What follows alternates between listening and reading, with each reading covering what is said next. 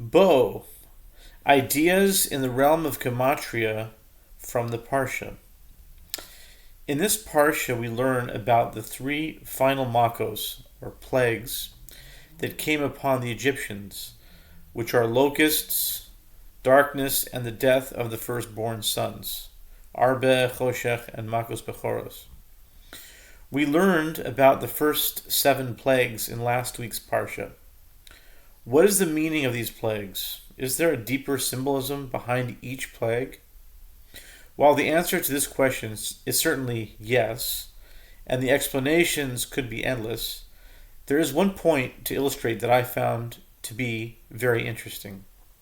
I once saw in a certain sefer, I think it was a midrash of some sort, a very interesting diagram that shows the great intention and mathematical precision of the Torah.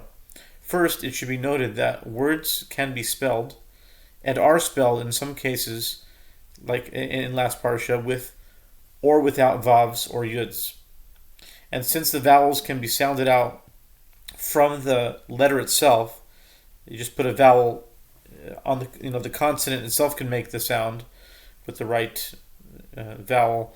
Then the vav or the yud can be left out. This is known as chaser, meaning missing, as opposed to male, meaning filled.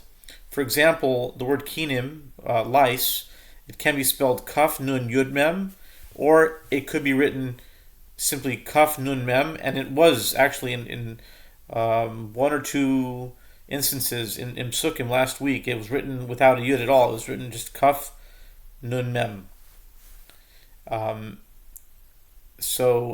Every third plague is connected.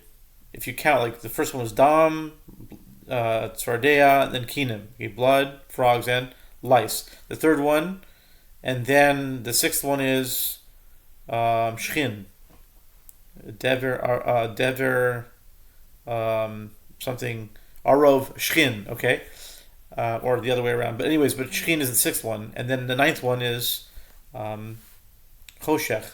So the sixth one is boils, and the ninth one is darkness.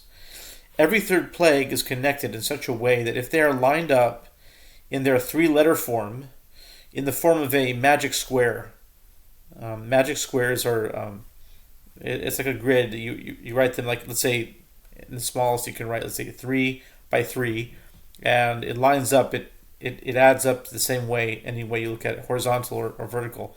If you in the form of a magic square, they read the same whether horizontal or vertical, like this. And I don't have a picture to show you here, but if you have the email, you can look at it, and you'll see at the bottom row it says kinim, kaf nun mem. The middle row it says shchin, shin, ches nun, and then the top it says choshech, ches, shin, kaf. And if you read it, and you'll see if you see the email, you'll see that whether you read it vertically, horizontally, or you read it vertically, it spells the same ones. You'll read it vertical and it says choshech, shchin, and kinim, and then from the bottom up it goes kinim, shchin, choshech. You'll see it on the email if you have a look. This is astounding. This is amazing. It shows that there is great intention and a thought and mathematical order behind. So starting with kinim at the bottom, okay, like I just explained. This is a great example at the level of intention and detail in the Torah. But what does it teach? Okay, so every third one matches up and they're connected in this way, but what does that teach? It can teach it the stages of psychological development or growth in the positive, or decline, or destruction, God forbid, in the negative. And in the case of the Egyptians, it was towards the negative, where it got progressively worse. But it can also be applied to the positive, where things get progressively better.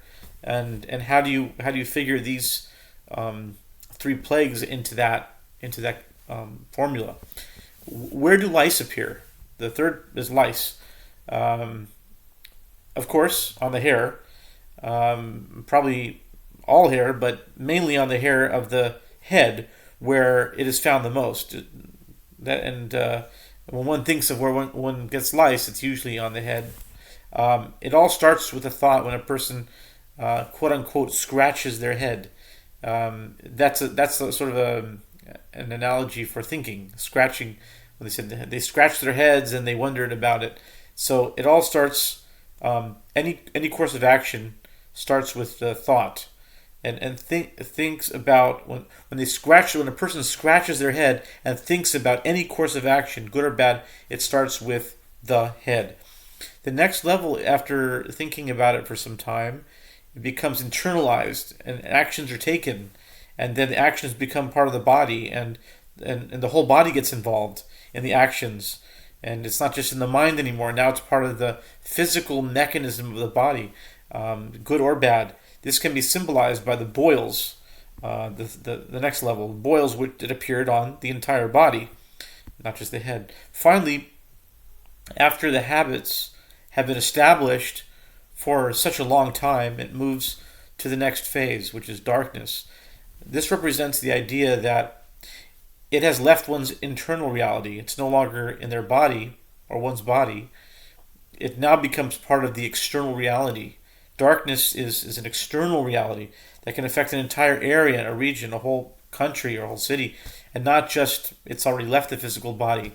And to complete this idea, so we have the stages. It's first the mind, then the body, and then it already becomes part of an external reality. It's already spiraled out of control, and it's already no longer within the person to control it.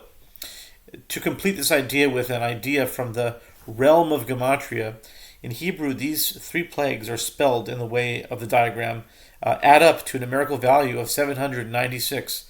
You can do the math there. Just spell it in the 3. Like Kinim is 110, Shchin spelled in that way 358, and Choshech is 328. If you add that together, that comes to 796.